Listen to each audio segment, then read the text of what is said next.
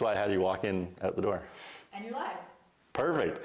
Hello, folks. Welcome back to Dusty Tracks, Season 2. Again, at the camp. Again, I flopped it. Again, at the Cranbrook Community Theatre here. This time joined by Peter Schalk. Nice to be here. Yeah. And welcome to our set. Thank you. Yeah. It's exciting to be on this side of the theater talking this time. Opposed to last season, the set. Yeah, absolutely, and what a set it is. It's a great set, designed by David Stock and Mark Perrone, longtime people here in our community theater. Yeah, and it's pretty awesome. Wow, and I'm imagining there's quite a few panels here I'm seeing. Imagine it took it's a big job. You start with the flats and you put them all together, and then you decorate them and you paint them and make them look like an apartment block on the east end of Toronto. I mean, I can hear the planes rumbling overhead right now. It comes right over this way and goes right out that way, 5 miles from here. What a great view too.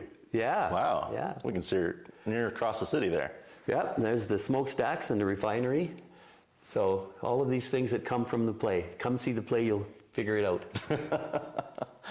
Yeah, excellent.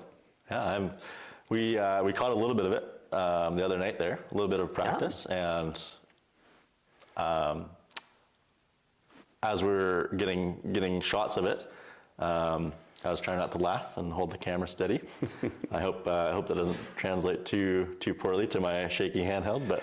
Well, hopefully there's, the laughs are in the right place, and as we just talked about, after months of practice and nobody in the theater, you hope that the laughs are where they're supposed to be. But until you get an audience, you're not sure. You never quite know. Never quite sure yet. Yeah.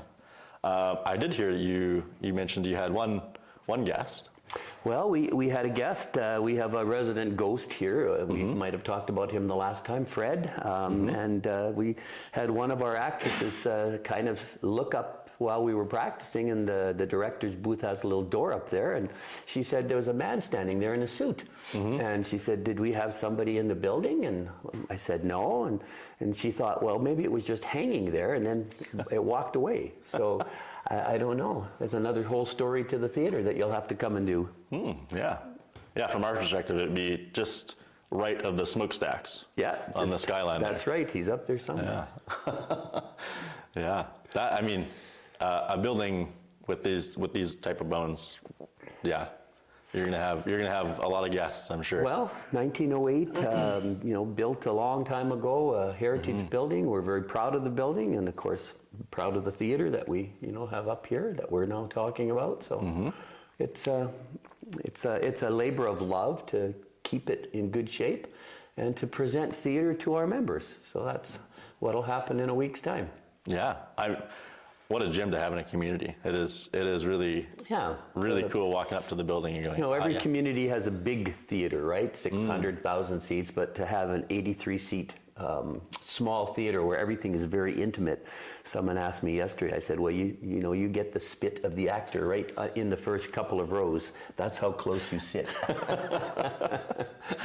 Yeah, we might need to wipe our lenses down a little bit. You might. What was the first cog in the wheels of motion to put this on, to put the flight path on? So the February play is always a difficult play to get staged because there's another company in town that puts on big musicals around that time. So usually you have to deal with a two-hander or four-hander, like 2 or 4 people. Just keep it small. And I'd never directed before, and I thought, well, maybe it's time to step up and put a play on. And it's been a challenge because it's hard to find the help that you need sometimes, but we have an excellent crew and a great group of people on the team. So then you choose a play. This play called Here on the Flight Path, a comedy by Norm Foster, has been around for a while. It goes back into the mid-90s when it was written, so it's set in the 90s. And so then we choose the play, we audition for actors and actresses, and you kind of start from there, right? And when we finally get the stage, because there was another play on before this one, we got the stage about middle of November, so then we started building the sets and acting on it, practicing, rehearsing, and then adding layers, I call it. You know, every time you come in and there's a new paint color or there's another prop, it adds and enhances again. And as Elena mentioned earlier, you know, once you get your costumes and your wigs, you really start to feel the part. And as soon as tech gets added to the book, now you've got lights and sound effects, and it's another whole layer again where you have to, you know, keep from being distracted as an actor on stage. Ingrains you that much more in the character. It just keeps adding and building, right? So yeah, it's been a process, but it's been fun, and yeah, you bring in a good group of people to help you, and here we are. Yeah, you must be quite excited, hey? For your... Well, I'm tired. Yes, absolutely. But excited, sure. You know, there's still some nervousness there. I mean, you're always, you know, how many people will show up, and you know, generally our members and patrons are very supportive, so we'll, you know, end up having a good crowd of people. We'll have 10 shows, and you know, kind of enjoy the ride until that day comes that we take it all back down again and paint the floor black and turn it back into a, you know, an empty stage. Yeah, turning over the leaf again. Yep. Yeah. Wow.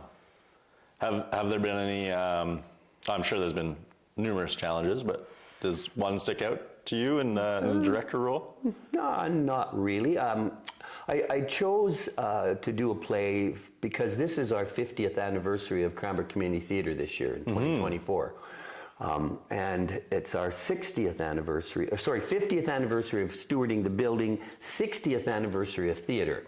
And so I thought that I would take on this challenge as a tribute to the mentors that, you know, helped me to become an actor and to teach me. So I had 4 main people that I have in the program in my director's page as people who have helped me over the course of the last 40 years of being here to learn this, you know, craft and to enjoy coming to theater. So that was kind of my first thought, that I would dedicate this show to those 4 people. And so one of them is here. He's helping me to be my mentor, David Schalk, and so he's been helping us to, you know, work on things and sets and how to do this and how to do that, and then he gives us notes, and so that's been good. And you know, working with another person is kind of fun as well. But you know, challenges. I mean, the challenges are trying to do too many things. You know, trying to produce and direct and be on stage all at the same time. And usually, you have a person doing each of those things. And but it's been fun. So you know, we have a great set. We have a great crew. The show is funny. And once we get an audience, we'll prove it to you. Yeah, I imagine having a mentor, you know, from the early beginnings of it, you know, helping with the set. Yeah. And just there.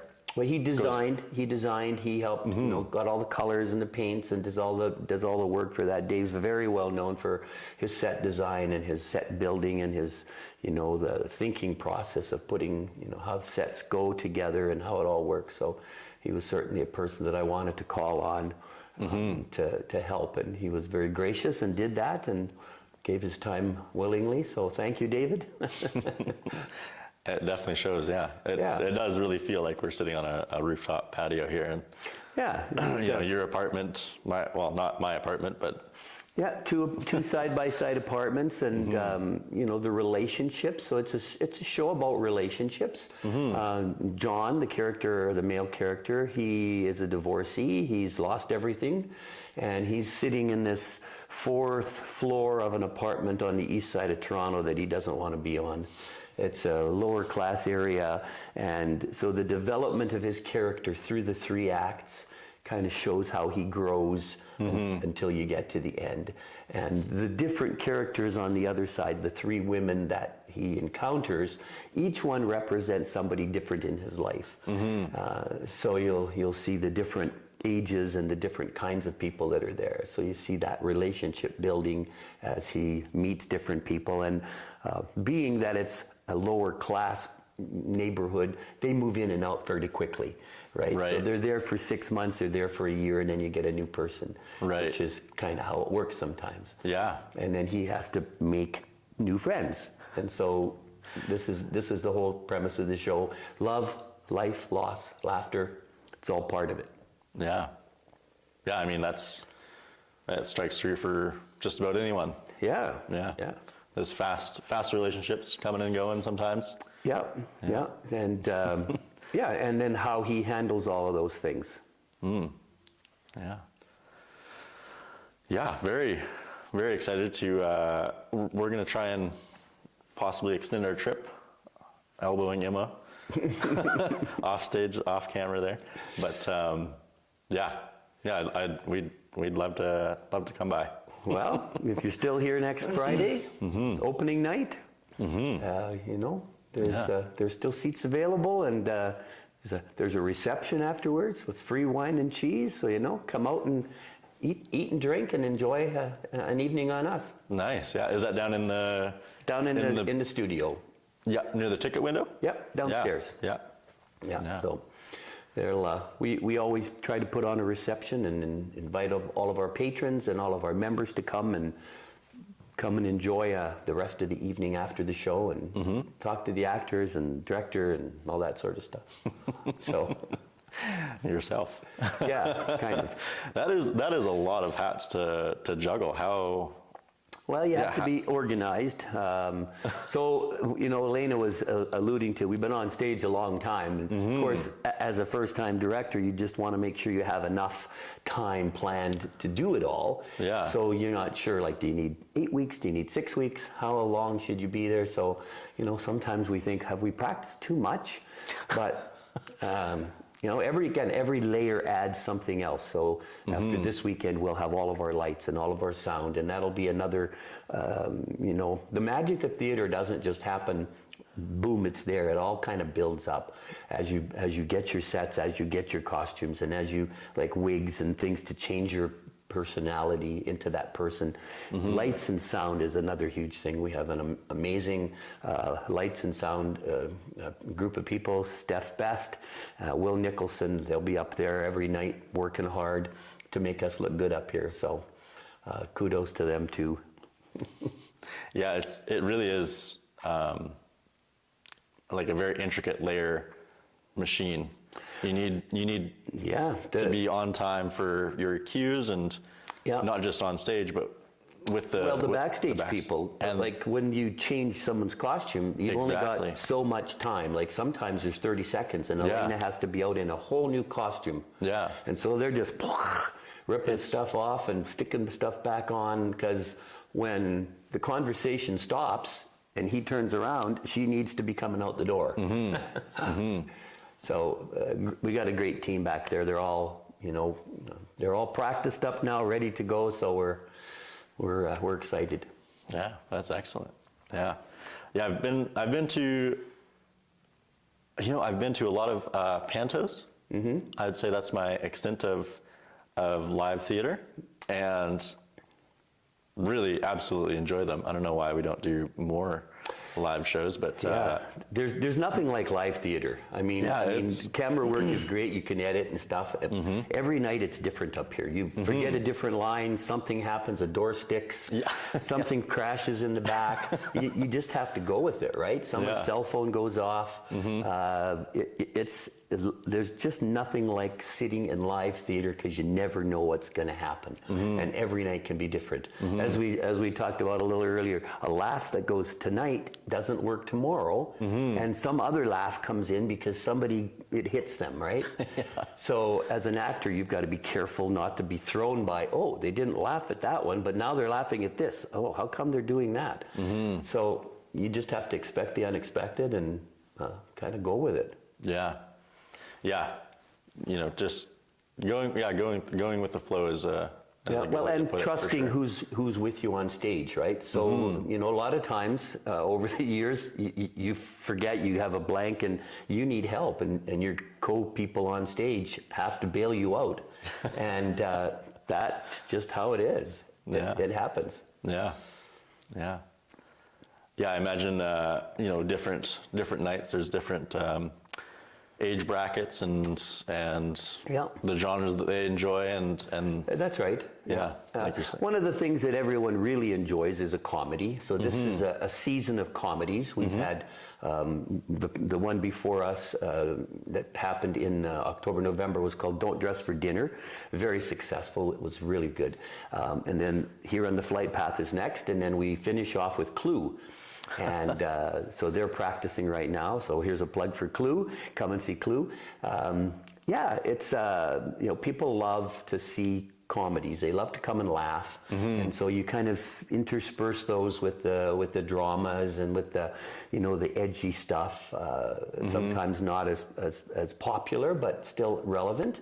And as a community theater, you know, we want to make sure we present a wide range of different kinds of shows too, so that's also important. You don't want to label yourself as just doing comedy or just doing musicals, or you know, being a community theater, we're open to everybody who wants to come and, you know, present a play. So that's kind of a mandate of ours as well.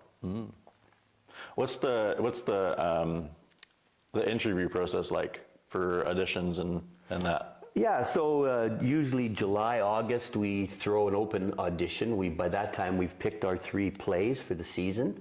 And then the directors and the producers will sit up here. And the production manager will, you know, escort people in, and everybody gets a shot on the stage. They'll either read something that's been given to them or something that they can choose. Yeah. And they'll do a monologue, and then you know, the directors and producers will check and see, you know, does that person fit into the age bracket of what we're looking for?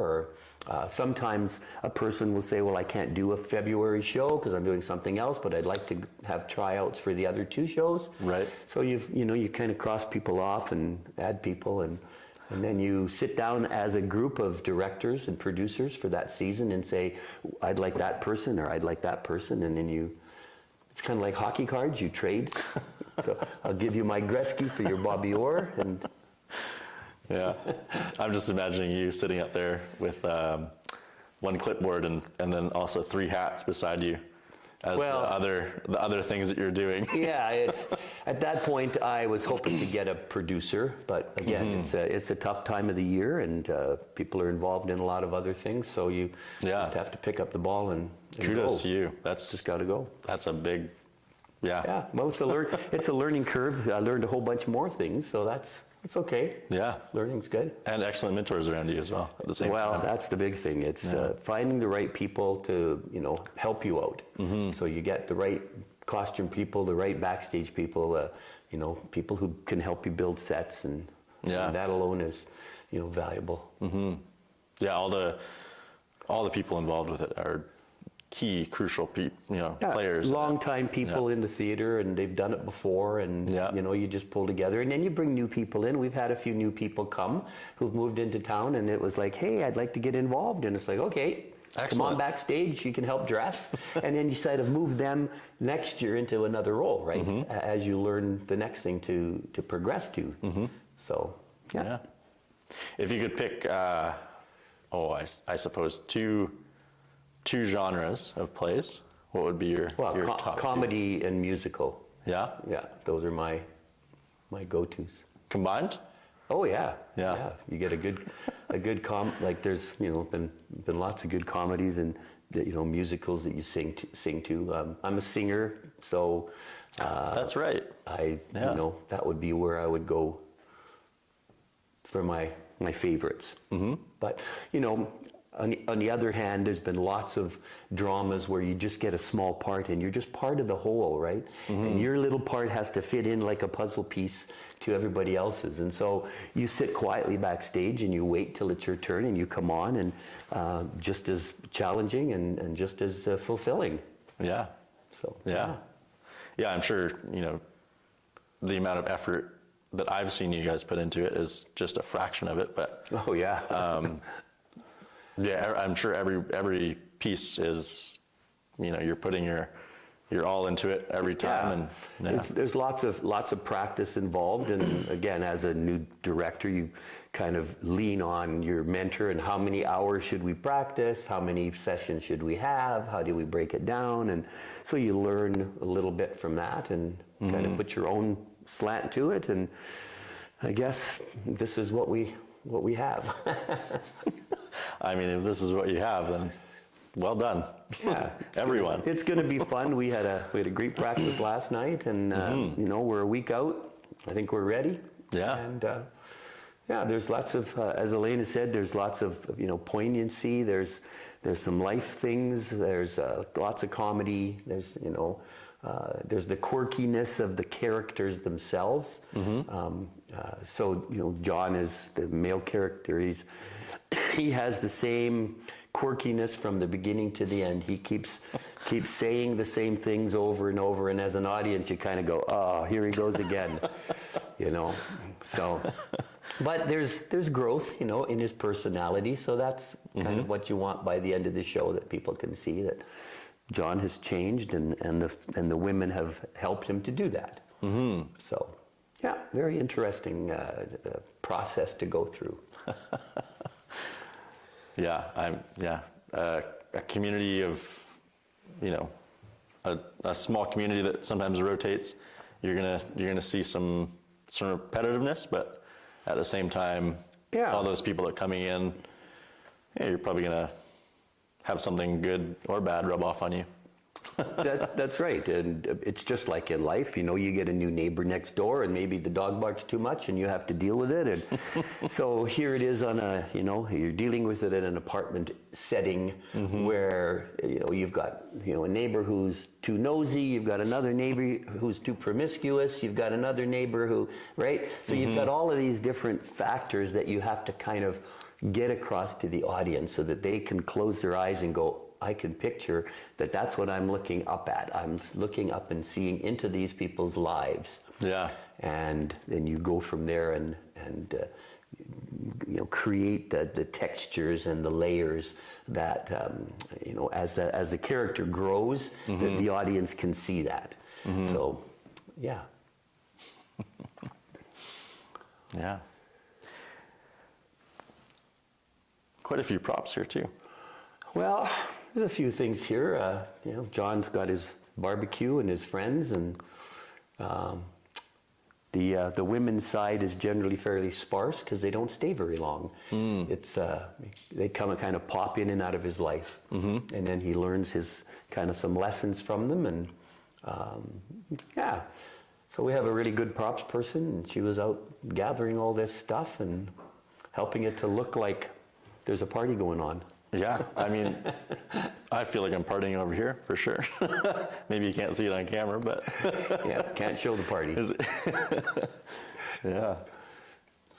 No, it's been a very interesting process trying to figure out how to build a wall so that it makes it look like you're separated, but you can still talk across it.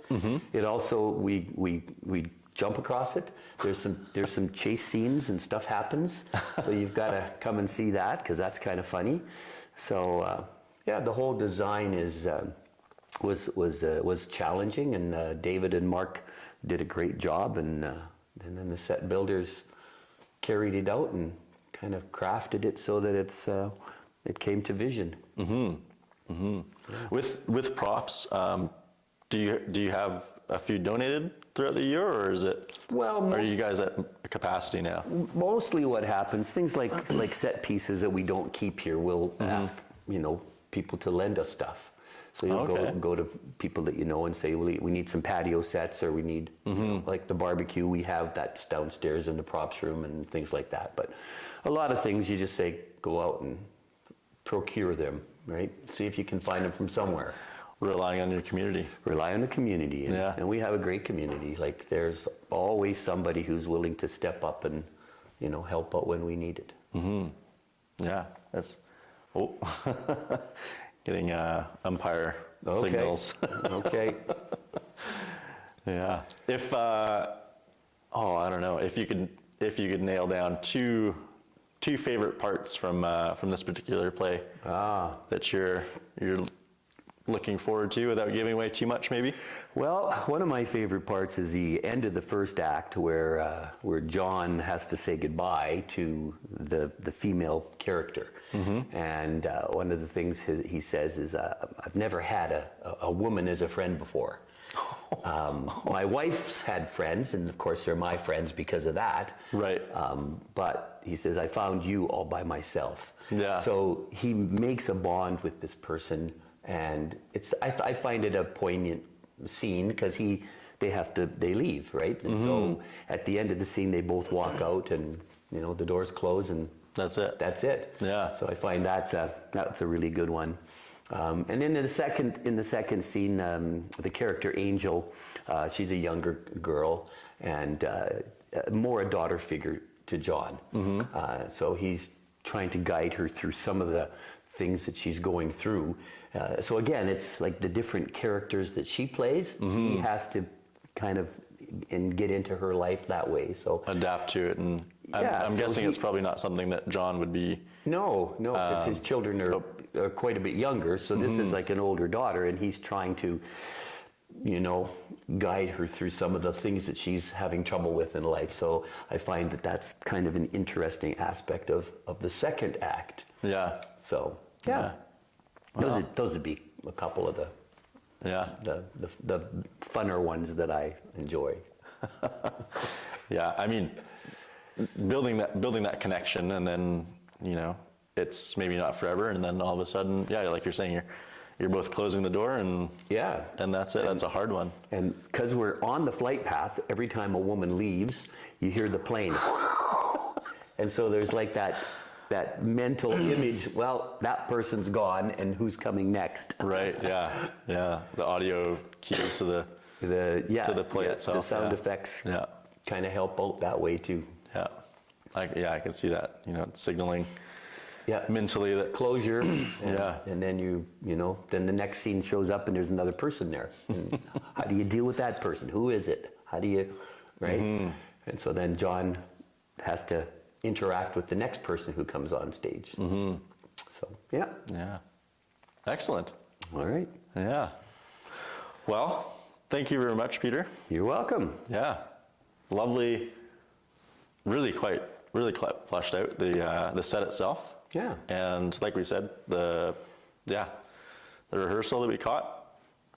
I wish we could show some online, but we can't. No, that's okay. Yeah, no, very copyright laws. Yeah, very, very smooth, very good. Yeah, but come and see. Like I said, I was chuckling and yeah. All right. Well, all the best of luck. Thank you. To you and Elena. And to you as well. Thank you. Yeah. It's good to see you guys back in Cranbrook again. Yeah. Oh, excellent to be back. Yeah. And with some snow this time around. No massive heat waves. So. Well. Yeah. Whether it's snow or heat, we'll have you here. Oh, we enjoy all of it. So. Perfect. Right on. Thank you for joining us this morning. Okay. Thank you. Well, thank you for having us this morning, I would say. It was great. All right. Thanks, folks.